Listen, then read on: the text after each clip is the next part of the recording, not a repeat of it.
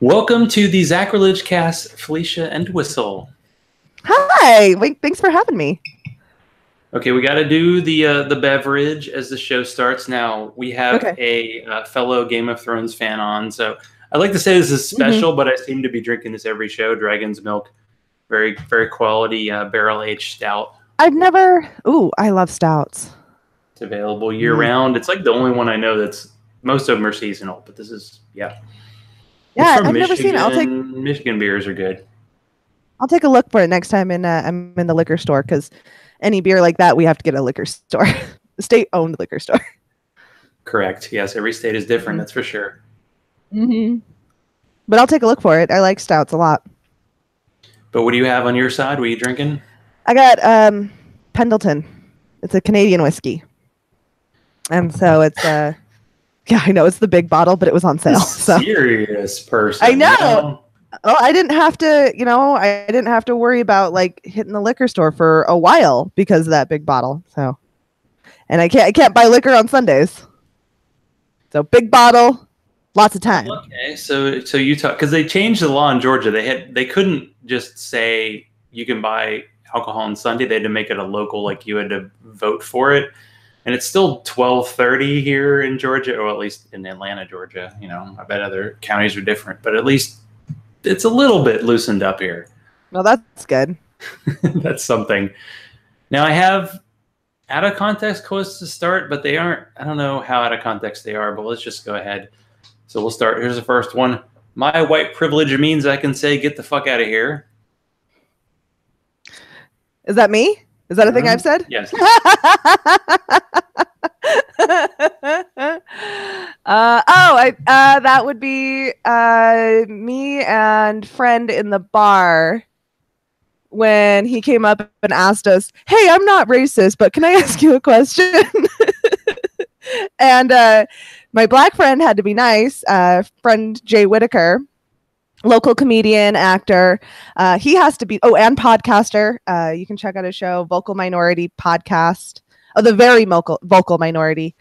And so this guy walks up to us. We're just hanging out in the bar playing pool.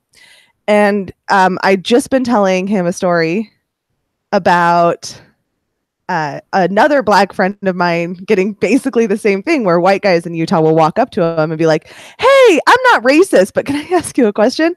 And then not 5 minutes later, a white guy walked up to us and went, "Hey, I'm not racist, but can I ask you a question?"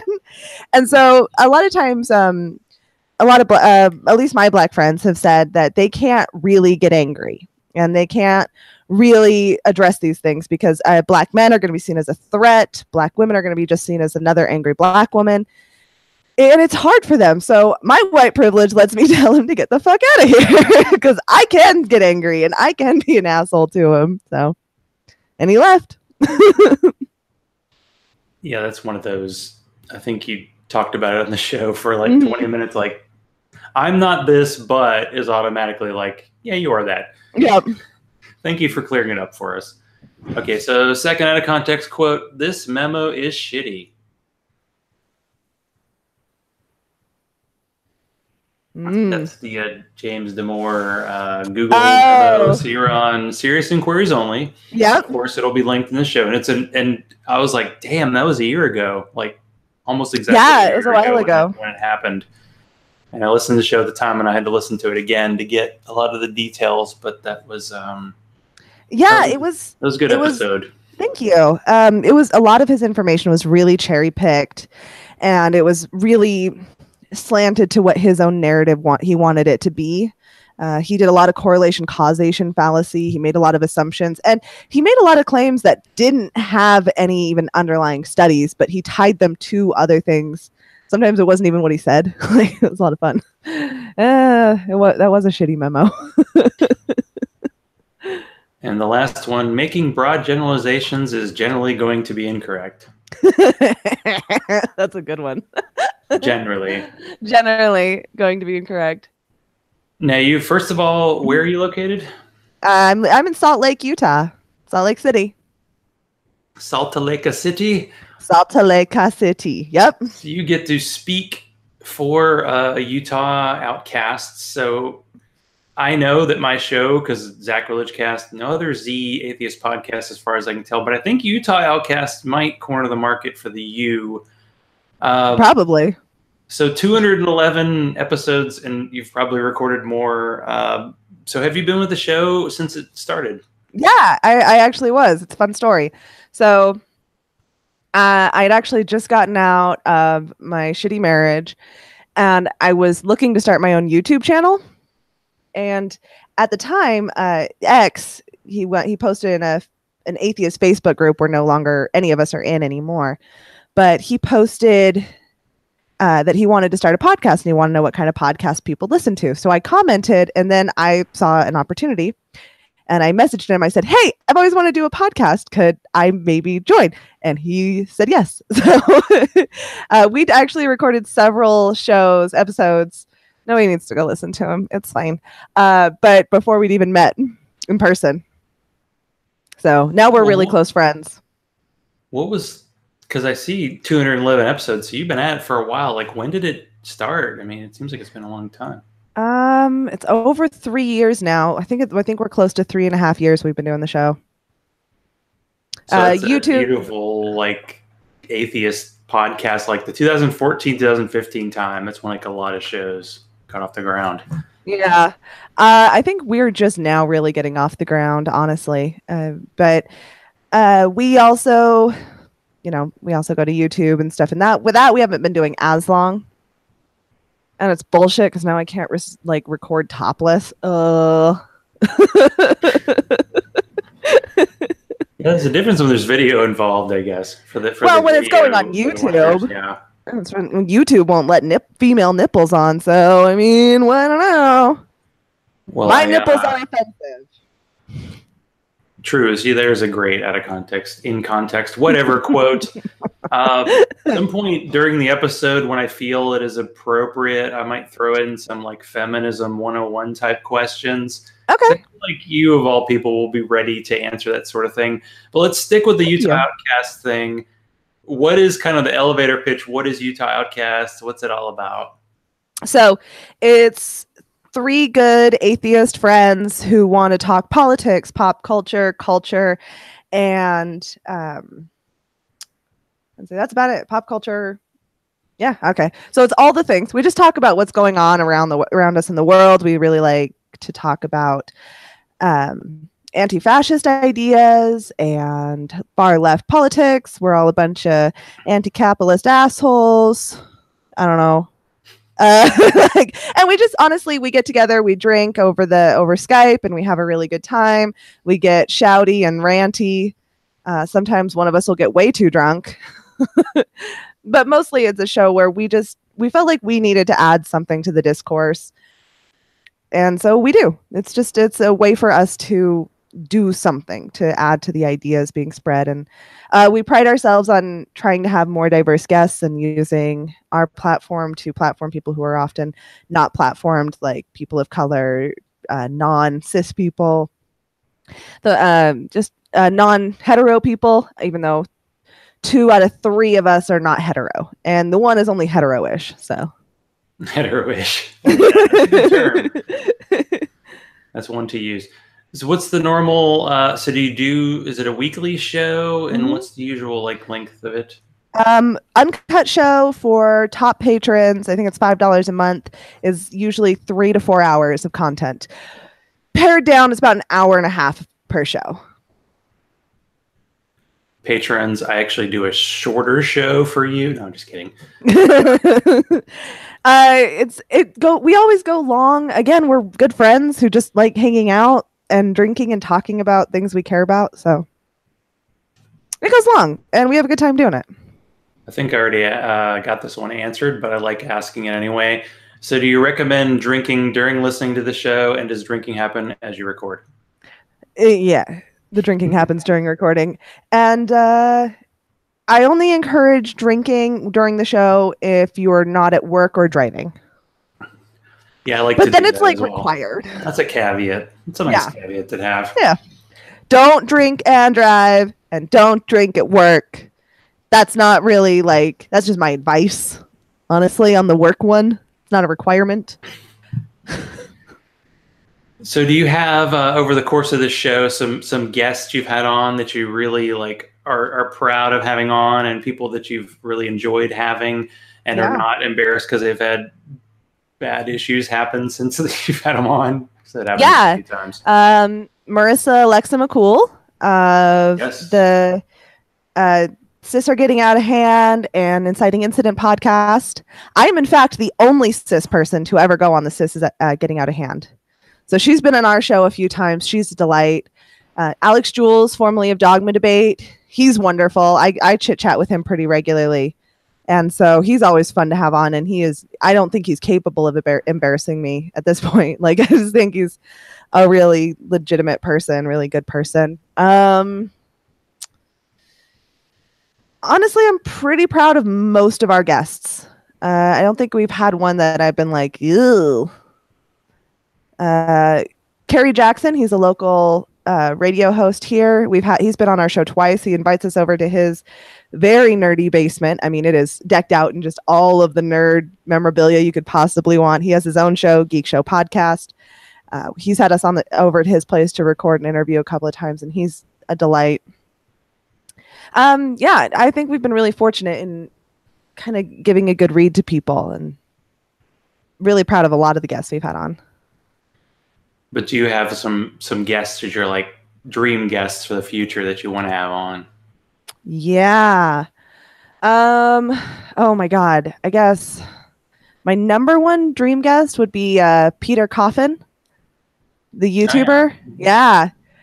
He convinced me I was no longer an anti-capitalist. Natalie Wynn of ContraPoints. She's another one. They're too big for us. Like they're amazing. Oh, sorry, Peter. I'm working on it. I used their wrong pronoun. I'm sorry. But between the two of them, they're fantastic YouTubers. They're really wonderful content. Their essays are fabulous. Let's see. Lindsay Ellis, I really like her. Oh, there's a new one. She's a Black pagan YouTuber, and I'm forgetting her name now, but she's really quite good as well. She just did one on fascism and the occult. It was just fascinating. So, no. Yeah, those two are connected more than people realize. I know, it's bizarre. And she's a pagan, so like but she really, really goes into it. It's really fascinating. Well, since Shay from Waiting for Wrath has wimped out, do you have a dream atheist content creator to do a twerk off against? Oh, yeah, Tom from Cognitive Dissonance, because his wife's a pole sister. She's a pole dancer like me, and I would he probably wouldn't even wimp out. It would be great. I would love to twerk off with him. Little shorts and everything. Done some of the routines too. Like that's one of the worst kept secrets in like atheist podcasting. Like Tom and Cecil were like, "Oh, we're fat guys." I'm like, "No, you're not." They're not. Yeah, they're both in good shape. Mm-hmm. They make themselves sound huge, and it's like, nope, they're in good shape. So yeah, they're fun. I would love to meet them. I've met all of the Scathing guys. They're wonderful. They came out. Weren't they in Salt Lake City? Yeah, out there? About a year ago. Yeah, a year ago. I know. Mm-hmm. Yep, it's all a year ago. But they've been there. They have. And Eli remembered me from my Serious Inquiries Only episode. He was like, "You're Felicia Entwistle." He's like, "Yeah." So that was fun. That he recognized me too. That was fun. So let's see. Thomas Smith's been on the show, and so is Andrew Torres of Opening Arguments, and Thomas Smith of all the podcasts. Mm-hmm. Those are I'd like to consider those guys both internet friends. So just a lot of really cool people I've met through doing it. So based on your episode of Serious Inquiries Only, and people should check that one out, why did you want to talk about the infamous James Damore, I guess you pronounce it, manifesto? Well, it actually started from a conversation with Thomas and I. And I was kind of going over like all the things that were wrong with it. He's like, "You want to do a show about this?" I'm like, "Yes, I do." So I did quite a bit of research on it and tried to find the information behind what he was actually trying to say. Because with a lot of these things, a lot of biggity things, there's a smidgen of truth. There's a little background truth in there somewhere. So I wanted to find where he was getting his information, why he would say these things, and kind of go through point by point where it went wrong. But it wasn't just point by point. It turned into, it's more of a, all these pieces together make it wrong. It's not just that this was wrong or this was wrong or this was wrong. It was more the overall conclusion he reached from all these things that really ended up being quite twisted. So I consider myself a feminist. I consider myself pretty well educated in feminism. I consider myself an intersectional feminist. I felt like I could be a good foil to his subtle bigotry. And, you know, he used autism as an excuse later. Like, it needs to be said that he doesn't own what autism is, and autism isn't bigotry. And I know a lot of people on the spectrum who really were offended that he would even use that as an excuse. So I wanted to do something. I don't know. Somebody say something. I almost feel like, could he just use the being a white guy excuse? Sorry, I'm a white guy. I don't know what it's like to be. I'm on top. Like, I'm on third base, so I hit a triple kind of deal. Yeah, well, you see, I'm the default, and everyone else is different from me, so I can do all the things, except for the nasty girly things, like periods and sewing. So what would a female manifesto sound like? I feel like when it comes to manifestos, it seems to just be a male and white male kind of thing. Yeah. I'm calling you out. I'm calling you out. I am problematic. That's okay. All good art is. I don't know that I could answer that. I would think that if we were going to have someone really write a manifesto of what feminism is and needs to be, it needs to come from a non-white woman, most probably Black, or Native American, because those are the two most oppressed groups here in the United States, at the very least. I don't know that there's a worldwide feminist manifesto. I think that women in different areas know what their empowerment's going to look like and how they're going to get there. And there's people like Bell Hooks and N.K. Jemisin, who I adore. And I try to, when I'm developing my feminism, I try to take keys from non-white women most of all, because they give me a perspective that I just simply can't access without listening to people who have diverse forms of oppression. So, yeah, I think that because there's so much disagreement about feminism within feminism, we're not including TERFs. TERFs don't count as feminists. And if anyone doesn't know what that is, it's a trans-exclusionary radical feminist. They don't count. But I think that because someone who doesn't belong to a group can best usually define the privileges of that group and what it like, Black people are best able to describe what whiteness is. White people can't really usually. So I think that if we were going to have a female manifesto, it would need to come from not a white woman. So that's just my thinking. So you don't get to speak up for that? I don't get to speak up for Black women.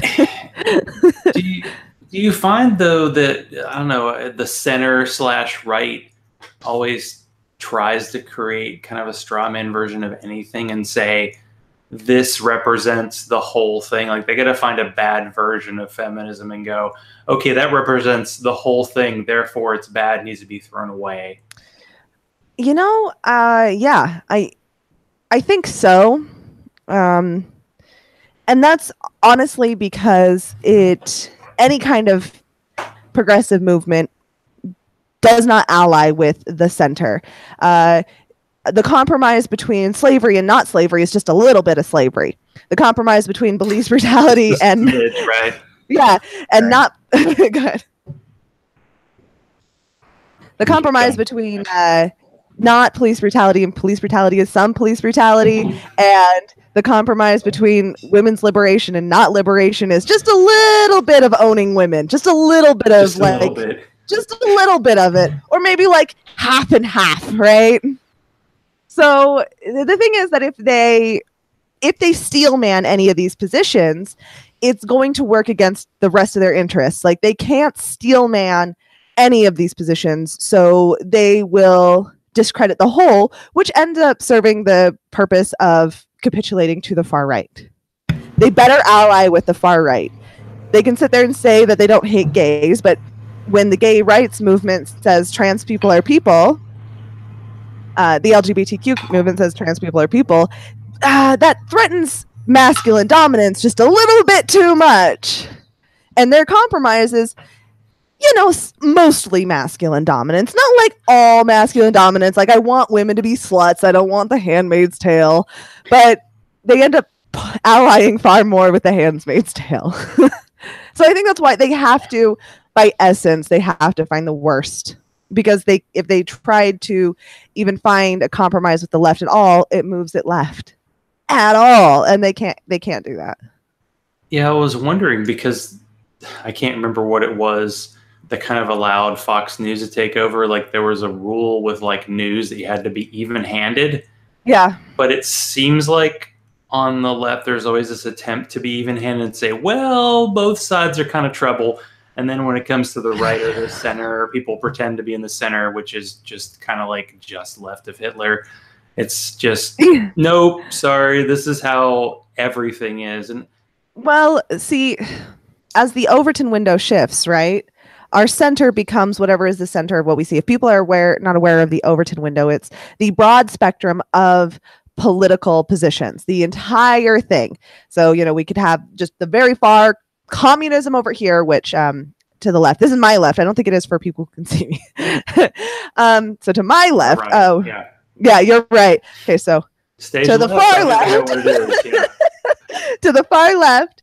Don't do YMCA. It won't look right.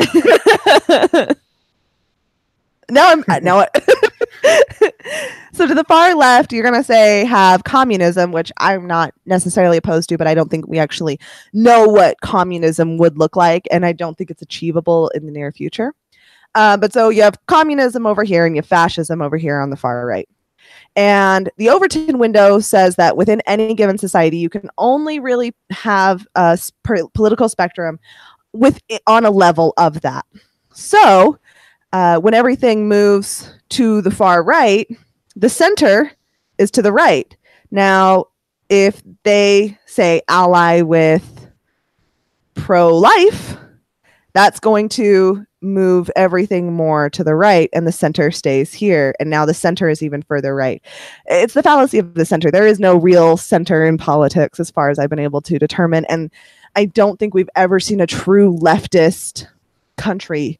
We see some really much closer to the left, more close to what I guess would be a true political spectrum or center in your Scandinavian countries.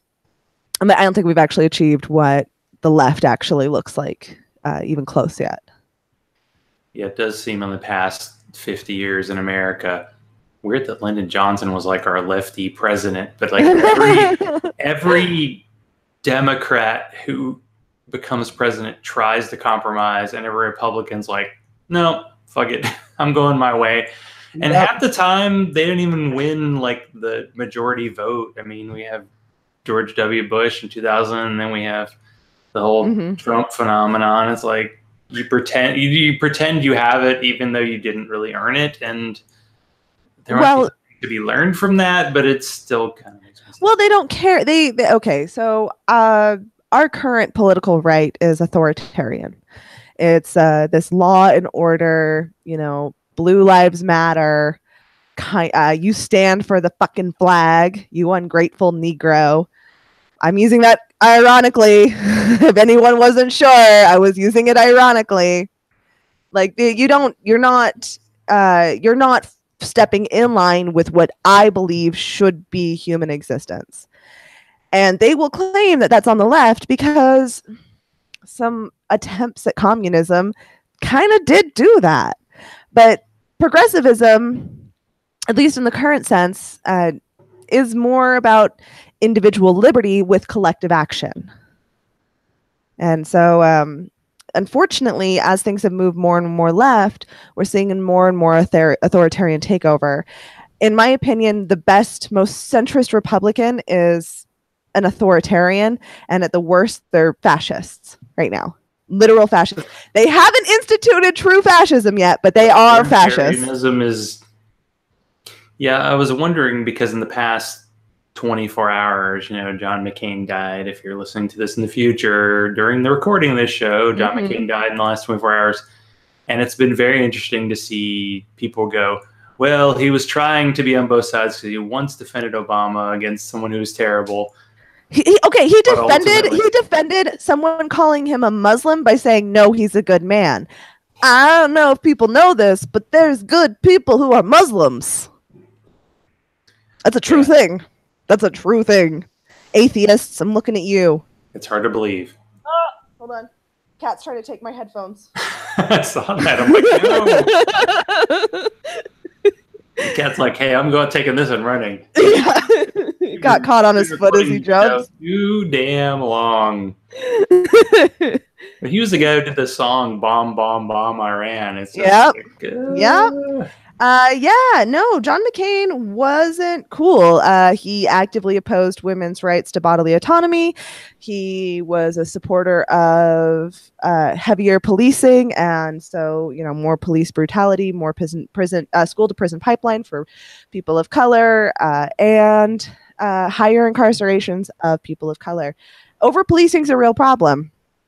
And he supported over policing. He supported brutal ways of dealing with justice that I don't think work. And I don't think, work is the one. They don't work. And I don't think that they make us better as people. I think they make us worse. He didn't really care about that. He cared about ensuring his own power and his own wealth. Fine. He voted with Collins and Murkowski to not repeal the ACA, but he wasn't really that great because he kind of also voted to let the debate happen and almost got it repealed anyway. I haven't seen anything that he's done that really deserves my respect. I'm not dancing on the guy's grave. He's certainly not the worst, but he's definitely an authoritarian, conservative dickbag who looked out for himself, and I don't really care that he's dead. Sorry, that's cruel. I know it's cruel. It's not. It's not nearly as cruel as anything he did. In the current system we're in, it's like, his family stopped his treatment and he died a day later because he had brain cancer. It's like, yeah, you're in Congress. You have really, really good health care, so you can choose that. There are a lot of people who are doing GoFundMes for very basic health issues in this country, and that's something that diabetes they were born with. It is a crisis. Yeah, that's just it, is that he had access to great health care and has consistently threatened people's access to health care, and he absolutely propped up a system.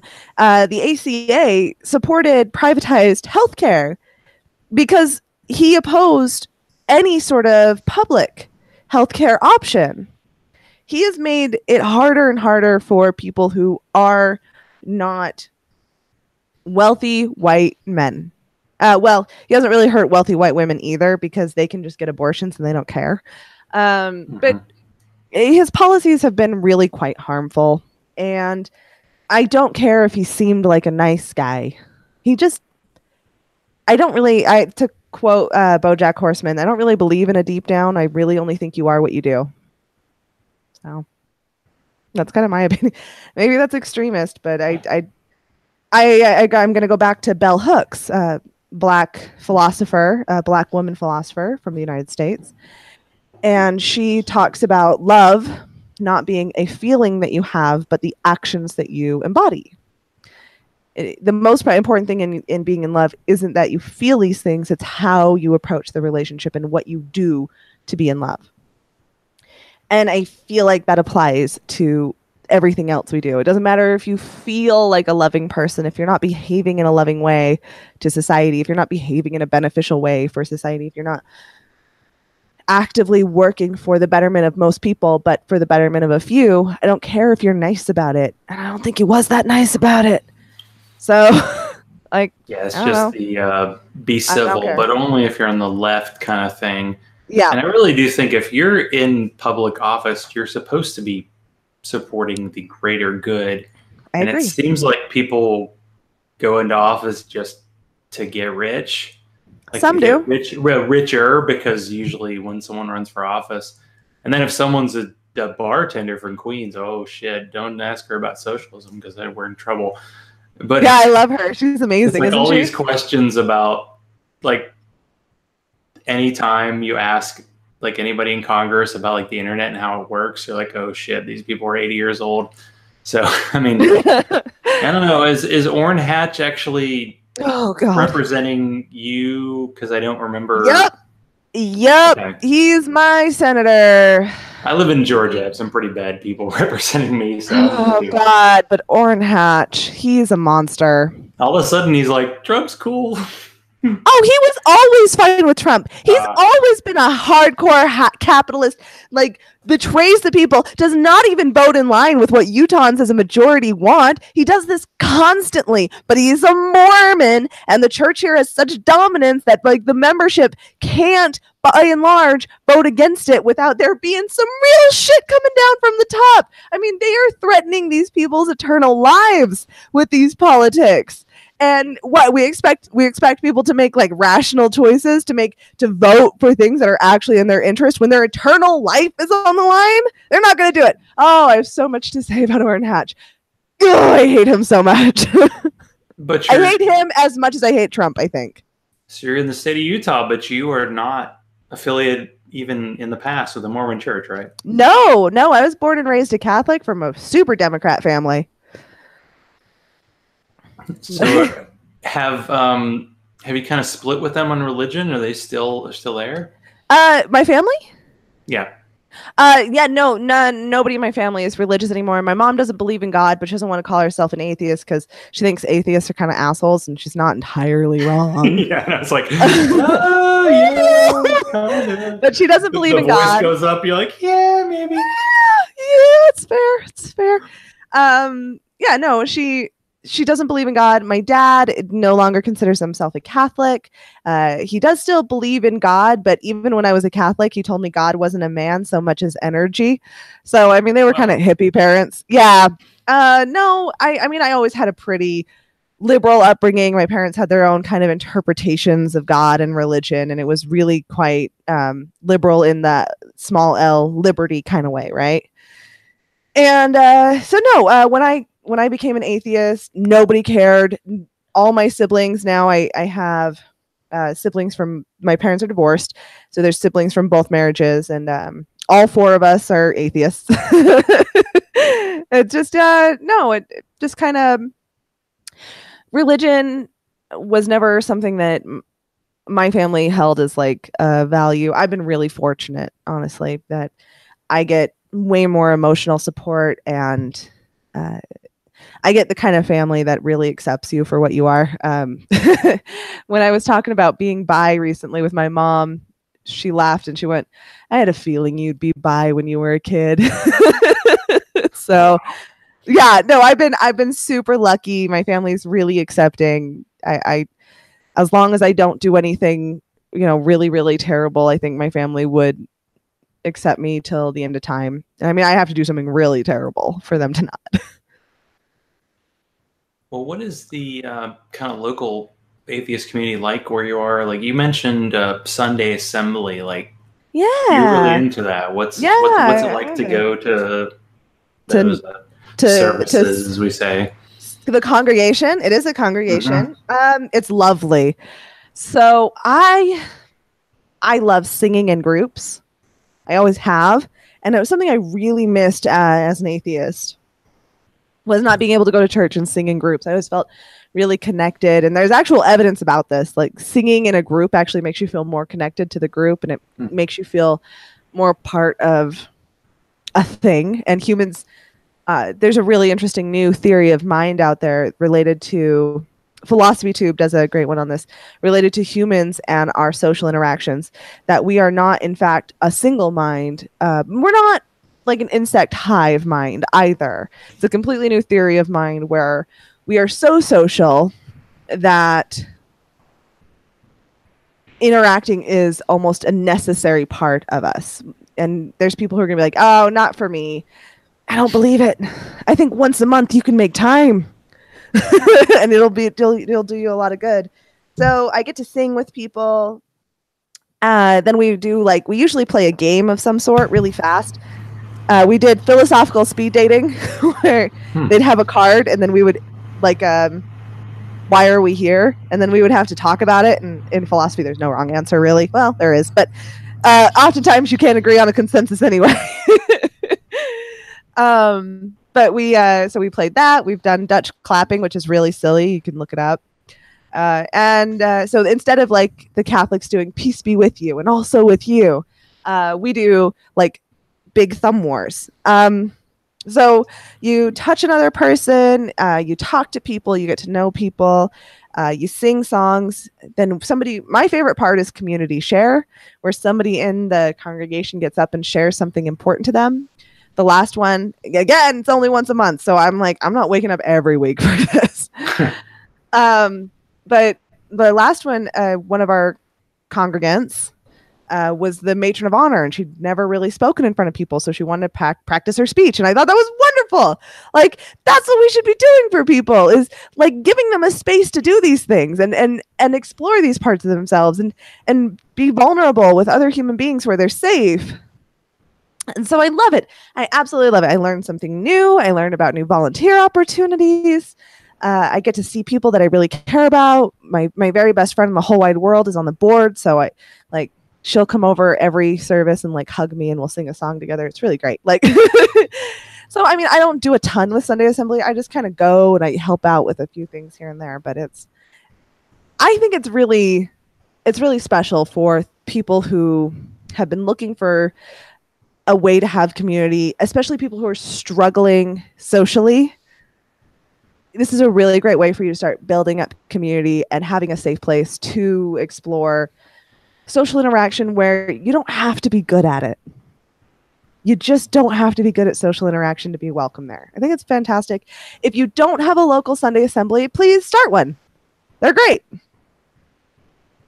Yeah, there's one in Atlanta, and actually I don't know if it was the national, international one. They did one in Atlanta, and I actually showed up. That was pretty cool because, yeah.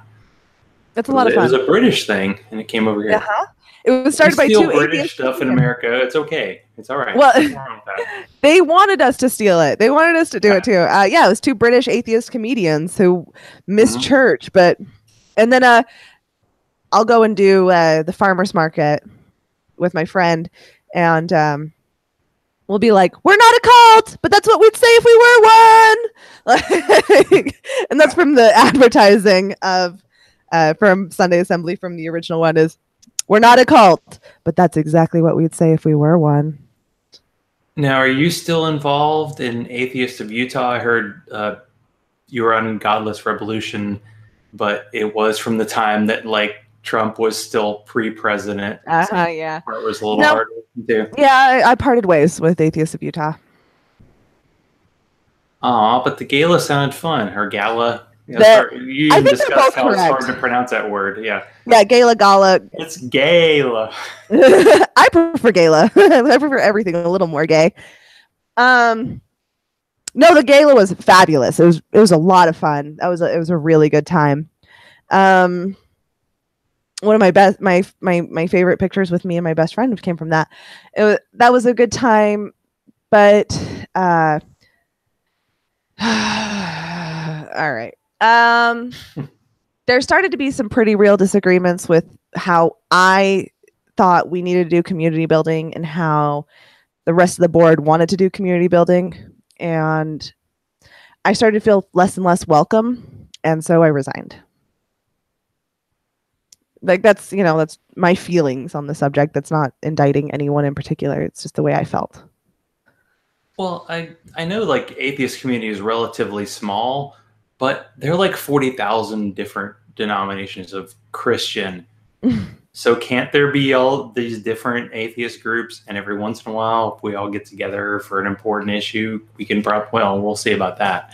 But I mean, hey, this group isn't for me. There's another group. Like, you go to the Sunday Assembly, okay. The Atheists of Utah, maybe not your thing. Yeah. See, Sunday Assembly, we're starting a going out group, so like we will still get together and have drinks and stuff. But our overarching purpose is really quite clear. I think live better, help often, wonder more. Like, I feel like those are really wonderful things that Sunday Assembly can live up to, and community building can take a lot of forms within that. I feel like it's really hard to do community building. I feel like it's really complex, and you need to be really clear in your purpose and what you're doing. Otherwise, it is too broad. You say there should be lots of different denominations of atheist, just like there is Christian, but there's some denominations of Christian that want nothing to do with other Christians. Most of them won't even touch the Westboro Baptist Church, for instance. Same thing for me with certain atheists. There is a lot of in the neo-fascism, American fascism, we're seeing there's a huge atheist contingent. There's a lot of misogyny and center lords. There's a lot of exclusionary people for people of color. And I find that I can't peacefully interact with them. Because if I am interacting with them in a friendly way, I am giving credence to their politics, and their politics is really deeply dangerous. And I can't be nice to them. And that means in an organization like Atheists of Utah, where there's not a clear purpose and there's not a clear direction for how they're going to build that community, there was a lot of toxicity I found, and I couldn't support that. And I wanted to change. I wanted us to focus in on what our purpose was and be more centered on activism. The board disagreed with that, and I left. So that's kind of where that lies, I guess. It's hard to be a woman in the atheist movement. It's hard to be a woman atheist activist. We've seen that a lot. Yeah, I definitely don't blame you for that, because often it becomes, hey, can you be in the middle? But then it's like between trans people being recognized as human beings and not. Like, there isn't any center. No, there's not a center. The center is that they're only partially. Like, there can't be a middle ground all the time. I was talking about this a little bit earlier when I said, like the compromise between police brutality and not police brutality is some police brutality, which is still just police brutality. The compromise between trans people being whole humans and not being whole humans is they're not completely whole humans, which means they're not whole humans. It always capitulates to the right. It always does. And I can't be a part of that. I just can't do it, and I can't play nice. I just can't. I don't know what to tell people. Like, when my own autonomy is at question, and my own capabilities and personhood as just a white woman, cis white woman, is already threatened enough, I can't imagine how exclusionary it feels to be a non-white person trying to be an atheist. My best friend could tell you a lot more about being a non-white woman and trying to be an atheist. So, yeah, it was like when Trump was running for president and Bill Maher was like, well, trans rights are kind of a boutique issue. I'm like, not for trans people. I mean, exactly. I can't even imagine. It's like, oh, sorry, your existence is kind of secondary to us. Yeah, your existence, who do you go with? We'll get to that. Yeah, it's just like, you can't even deal. Now, I don't unfortunately, I didn't ask you this in advance, so it's up to you if you can do it, but I have a backup in case this doesn't work. Do you have a joke that you could share? A joke that I could share? Yeah. Wow, look at that. Yeah. How come there's no vampires in Africa? How come? Because somebody already blessed the rains down in Africa. I feel like a Toto song was going to happen, which is totally cool. Okay, so as a singer, I had Mandisa Thomas, actually. She sang instead of doing a joke last week. Oh, yeah. She did both. Do you have a go-to karaoke song? I do. And what Don't Stop Believing by Journey. Yep. That's It's right. It's in my range, and everyone knows it, and so it gets the whole room going. It's a lot of fun. It's perfect. And do you have a favorite Utah brewery? Ooh, the other Utah breweries aren't going to love that I say this. Because they're kind of dicks to the other Utah breweries, and they're moving away anyway. Yeah, they're kind of dicks, but they make a lot of my favorite beers. It's Epic Brewery. They're moving? They're moving to Colorado. Oh, I don't blame them there. Because Big Bad Baptist is one of theirs, right? Oh, Big Bad Baptist Voodoo Stout. I love that beer. So good. So good. But the other breweries are really, we're really quite spoiled with some really great breweries out here. You went to Salt Lake Brewing. They do a real nice job. They really do. So I don't want to say like Epic is so much better than them. I really think that we're really lucky with some really excellent breweries out here. It's fabulous. And then we've got some distilleries that are still getting up and going. I'm not a big fan of High West as they are right now.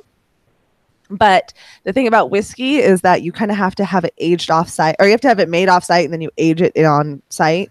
And they're currently working on their own batch, right? And it takes like 10 years to get a good batch of whiskey to market. So that's kind of the nature of whiskey brewing, is that they have to like go with a big brewer and then just like age it in their own barrels. But High West is getting going. We've got a Five Wives vodka, but vodka gives me headaches. So I don't know. But we are spoiled with breweries. We have some really fantastic brewers here. Yeah, I feel like that's universal because there's like 40 or 45 in the state of Georgia, and it's great. And you constantly hear about it. So where can people find you? And of course, Utah Outcasts. Yeah. Any links will be in the show notes. Yeah, I probably won't add you on Facebook unless you message me, and then even then I might still not. It's unfortunate, but I've been sexually harassed way too many times. It's just kind of had to become a policy of mine. So Twitter, you can find me at Felicia Entwistle, but no E on the end. I ran out of characters and I wasn't thinking about it when I made it. So I'm on Instagram as Felicia Stormborn. So yeah, back to our Game of Thrones reference there. Exactly. Yeah, I know. Yeah. Gosh, how many months till April? And that's at the earliest. Oh, I'm dying. But I need to know worse when it comes to Game of Thrones? Is it worse because like we're all anticipating the final season, but once it's over, I know there's all these prequel whatevers, but what are we gonna do? I don't know. Rewatch it a bunch, I guess. I feel like you know what? We survived. I rewatched the whole thing before. Yeah, we survived the end of Harry Potter. We'll survive this too. We'll survive this too.